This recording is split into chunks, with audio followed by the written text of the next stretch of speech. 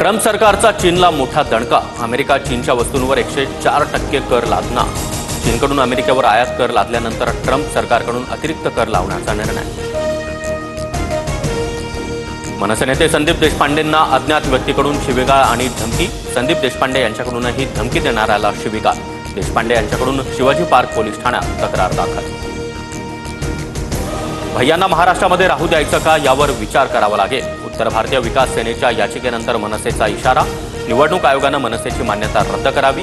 राज ठाकरेंविरोधात supreme कोर्टात याचिका। पक्षाला अडचणीत आणणारी वक्तव्य नको। अजित पवारांचे कृषी मंत्री माणिकराव कोकाटेंना खडेबोल। तर कोकाटे बैठकीला अर्धा तास उशिरा पोहोचले। बेशिस्त वागणुकीवरून अजित पवारांनी झापलं, सूत्रांची माहिती।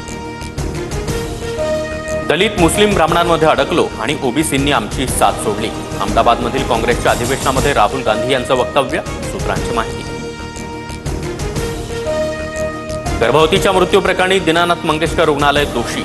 राज्य सरकारच्या दोन्ही अहवालात मंगेशकर रुग्णालयावर ठपका, सूत्रांची माहिती। प्रशांत कोरटकरच्या जामिनावर दुपारी कोल्हापूर न्यायालयामध्ये निकाल येणार। प्रकरणाची सुनावणी पूर्ण। कोरटकरला जामीन मिळणार की जेलमध्ये मुक्काम वाढणार याकडे लक्ष। मुंबईसह परिसरामध्ये सीएनजीच्या किमतीत ₹1.5 वाढ। तर पाईपद्वारे वापरल्या जाणाऱ्या स्वयंपाकाच्या गॅसमध्ये देखील आजपासून प्रति युनिट ₹1 वाढ।